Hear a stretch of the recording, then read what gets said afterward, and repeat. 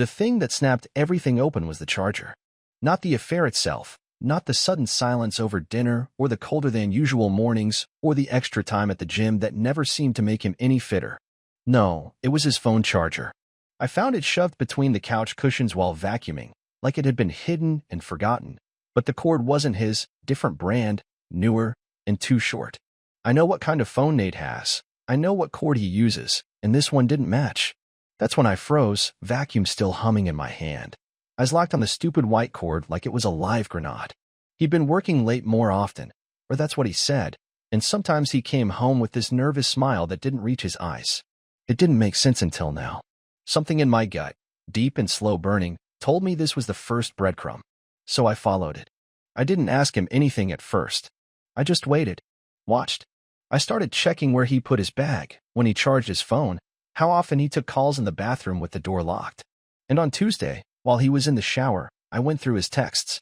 Not the Messages app, he was too smart for that, but his email, the trash folder specifically, because even people who think they're careful forget that some things don't go away when you press delete.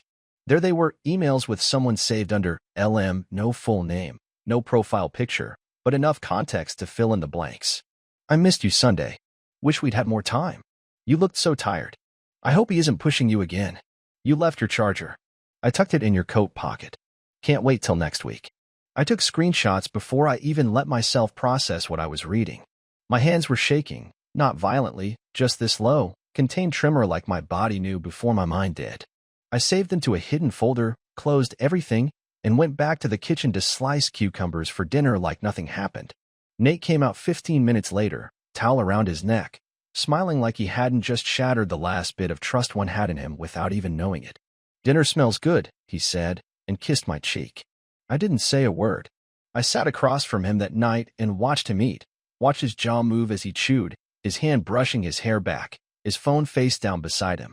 It used to make me feel close to him, watching the everyday gestures. Now it made me sick. I didn't say anything because I needed time.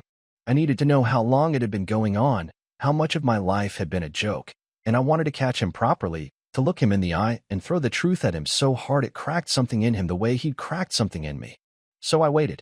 I'd never been good at pretending, but that week I became someone else entirely. I laughed at his stories.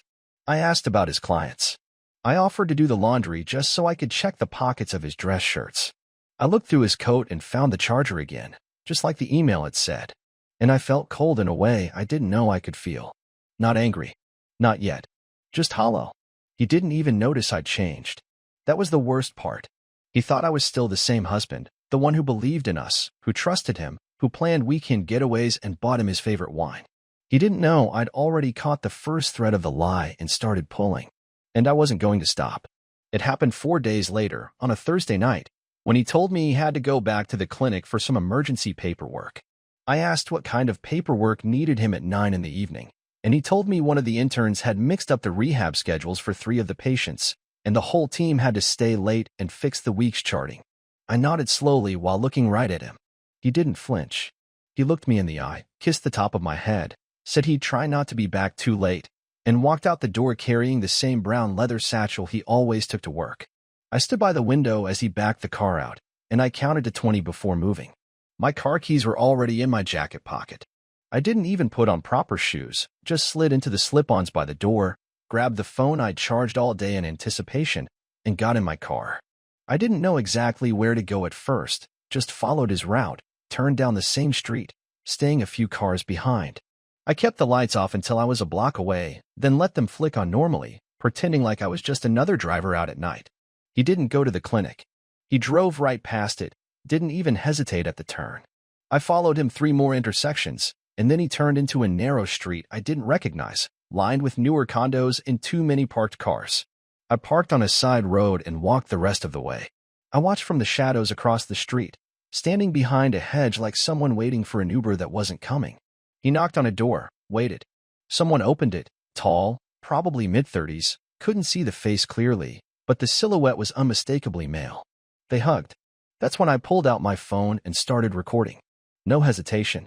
Just a clean shot of the 2 of them standing close, then going inside together. The lights dimmed after a while. The blinds were drawn. I walked back to my car without looking behind me. That night I didn't sleep. I just sat at the kitchen table, staring at the black screen of the phone, the video waiting there like it needed my permission to hurt me again. I didn't watch it. I didn't need to. I just kept going over everything, every excuse, every sudden work trip, every new cologne bottle, every weekend plan he'd suddenly canceled because he wasn't feeling well. All of it was right there, plain and solid and ugly. And now there was no point pretending I didn't know. He came home at midnight. I was still at the table, lights on, phone on the surface like bait. He looked surprised to see me awake but tried to smile. "You're up late." "I could say the same," I said. He blinked, hesitated. We had to stay longer than I thought. Took forever to sort the files out. I stared at him, said nothing. He shifted his weight, unzipped his jacket, laid it over the back of the couch like everything was fine. "I'm starving. Did you eat?" "I waited," I said.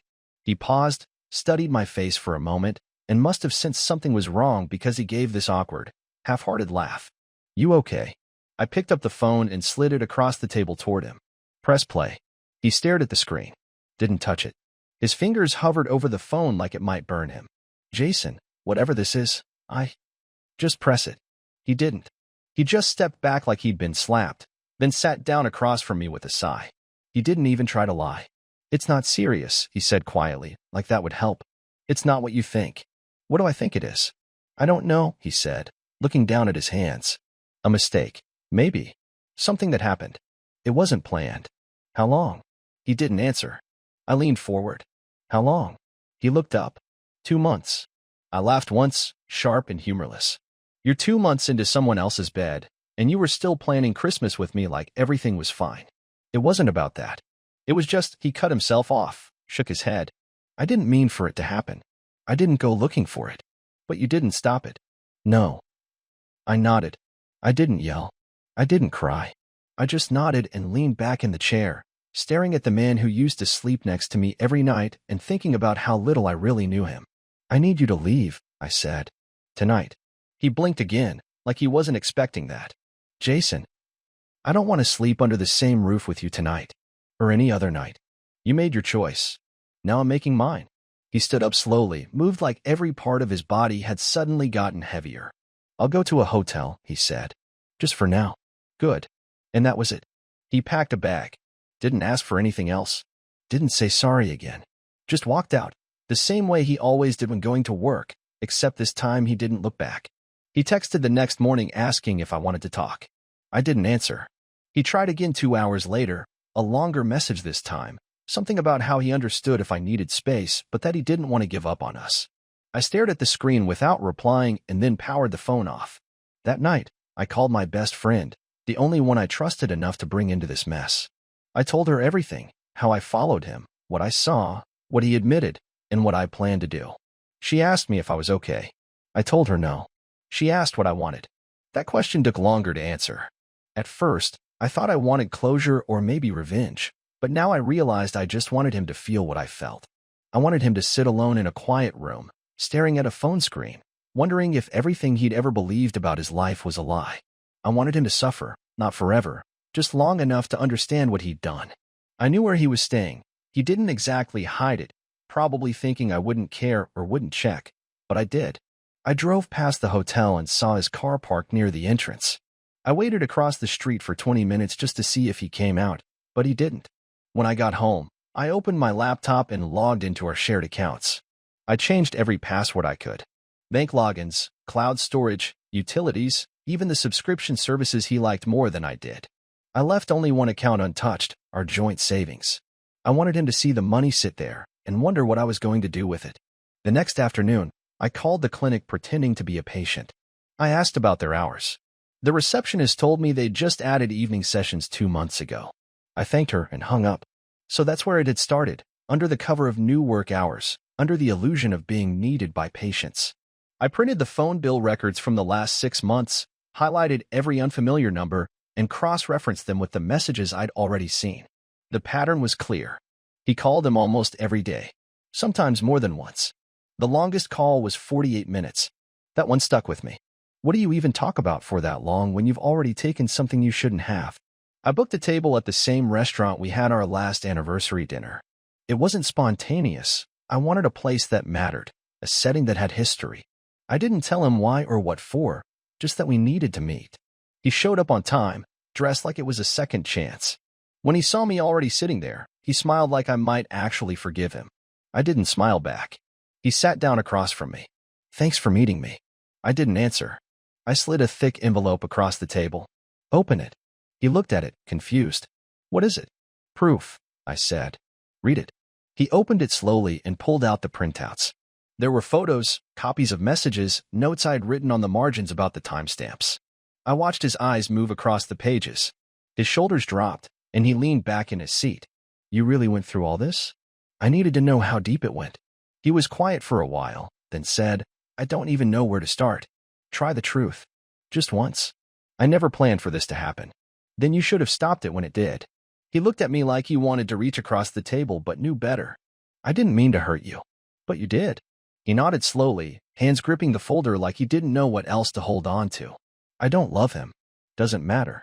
It wasn't serious. It was enough to lie. Enough to throw everything away. I didn't throw it away. I made a mistake. "Stop calling it that," I snapped, louder than I intended. The couple at the next table turned their heads. I lowered my voice. "This wasn't forgetting an anniversary or saying something you regret. You built a second life behind my back. I thought I could fix it before it went too far. It already had. The moment you started hiding." He closed the folder, placed it on the table like a confession. "What do you want me to say?" "Nothing. I just wanted to see your face when you realized I know everything." He looked down. "What happens now?" "I haven't decided," I said. "But you won't like it." We sat there for another 10 minutes, not speaking. He tried to ask if we could go to therapy. I didn't answer. When the check came, he reached for it. But I'd already paid. As he walked out ahead of me, I stayed seated, watching him go, feeling nothing but the cold, dry relief of control. It wasn't enough, but it was a start. 3 days after the restaurant, I made my move. While he probably sat in his hotel bed refreshing our old photo albums or staring at his lock screen like it would rewind time, I got to work. I started with the things he still had at the apartment. I took everything that belonged to him: clothes, books, framed pictures he picked out, the gym gear he never used, even the blanket he always dragged into the living room on cold nights, and packed them into 2 large boxes. I didn't fold anything nicely. I didn't add notes. I taped them shut, labeled them with his name in thick black marker, and left them outside the clinic door during his lunch hour. I didn't stay to watch him find them. I just left, texted him one sentence: "Your things are waiting." He didn't reply, not immediately. That came later, and when it did, it was just a series of half-formed thoughts, clearly typed too fast, full of apologies and questions and some weird attempt to remind me of our wedding vows. I didn't answer. I wasn't interested in pretending we were still that couple. I didn't just want him out of the house. I wanted to show him that his actions weren't buried in the dark anymore, and that everyone he cared about could see what he'd done. So I took it a step further. There was a staff email that had gone out from the clinic last month, a team photo from a fundraiser they did for a local rehab center. The man from the door, the one I saw him go into the condo with, he was there, smiling, standing just behind Nate. His name was listed as Louis Sim. I forwarded that image to my lawyer with a note that said, "Keep this on file. Will be useful." Then I called our mutual friend Chris, the one we used to have dinners with once a month before everything fell apart. Chris had always liked Nate, maybe even more than me, but I trusted him to keep his mouth shut until I was done speaking. "Nate's been cheating," I said the moment Chris picked up. "I have proof. 2 months. With someone from his clinic." There was a pause, then Chris asked, "Are you sure?" I followed him. "I saw it. I recorded it." "Jesus," he muttered. "What are you going to do?" "Already started. I'm making sure everyone who matters knows." "Are you sure you want to do that?" "Absolutely." Chris didn't argue. He just said, "If you need anything, I've got your back." That was all I needed from him. The next step was more personal. I called Nate's sister. We hadn't always been close, but we'd been friendly enough over the years: holidays, birthdays, small talk that actually mattered. I didn't tell her out of spite. I told her because I wanted her to hear it from me, not from a rumor or through Nate's pathetic excuses once he realized people were turning away from him. When she picked up, I got straight to the point. "I'm divorcing Nate. He cheated." I caught him. She didn't say anything for several seconds. "I don't even know what to say," she said quietly. "You don't have to say anything. I just wanted you to know." "I'm sorry," she added. "Really?" I never expected this from him. Neither did I. After that, the silence in the apartment became easier to sit in. I didn't fill it with music or distractions. I wanted the quiet. I wanted to hear the ticking of the clock, the sound of my own breathing, the occasional creak of the floor. I wanted the absence of him to be so loud that I couldn't ignore how much better it felt without his presence taking up space. I made a list of everything I still needed to do: change the locks, take his name off the lease, close the joint credit card, update the beneficiary info on my health insurance. Each task was a step further away from the life I thought I was living and closer to the life I actually had. That night, he showed up uninvited. I heard the knock on the door at just after 8. I didn't move at first, hoping he'd take the hint and leave. But he knocked again, softer, slower. I opened it only because I wanted to say what I needed to say to his face. He stood there, wearing the same coat he'd had on the night I followed him, holding his keys in one hand like he didn't know where to put them. "I just need to talk," he said. "We already talked." "No, you talked." "I just sat there." "Then sit somewhere else." He didn't leave. He just stood there, eyes tired, mouth pressed into a line like he'd practiced his apology but didn't know where to begin. "I know I hurt you," he said. "You didn't just hurt me. You humiliated me." He nodded slowly. "I didn't mean to." "Don't start with that again," I said. "You had 2 months of decisions. Every single one of them was a choice. And none of them involved me. No, I cut him off. "You don't get to fix this. You don't get to be here anymore. You need to go." "I miss you," he said, voice cracking slightly. I didn't flinch. "I'll live," I replied, and closed the door. It took another week before he stopped texting altogether. At first it was once a day, long messages trying to explain, apologize, ask what he could do to fix things. Then it dropped to 2 lines every other day, questions like, "Are you okay?" and "Can we just talk for a second?" Then nothing. I didn't answer any of them. I didn't block him either. I wanted him to know I saw every word and chose silence over response. That's what it felt like to be invisible in your own marriage. I thought maybe at some point I'd feel some kind of relief, some kind of pride even, for how I handled everything without falling apart. But I didn't feel anything like that. I just felt done. The lawyer called the following Tuesday to confirm the divorce filing had been submitted. We chose a no-fault filing, even though I had every piece of proof I needed to burn him in court. I didn't want to drag it out. I just wanted him gone from my name and my paperwork. We had no kids, no house together, no tangled assets besides the savings we'd already agreed to split. It would be fast, clean, final. He hadn't contested it. He hadn't even replied to the legal notice. That told me more than anything else that he understood it was over.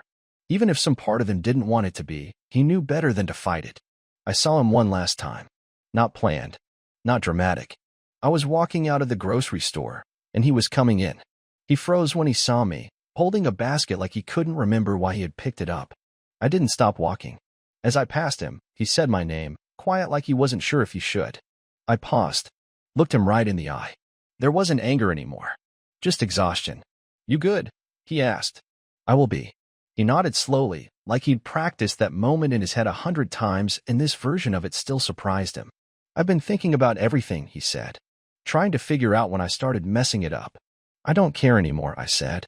He didn't argue. He looked like he wanted to say more but realized it wouldn't matter.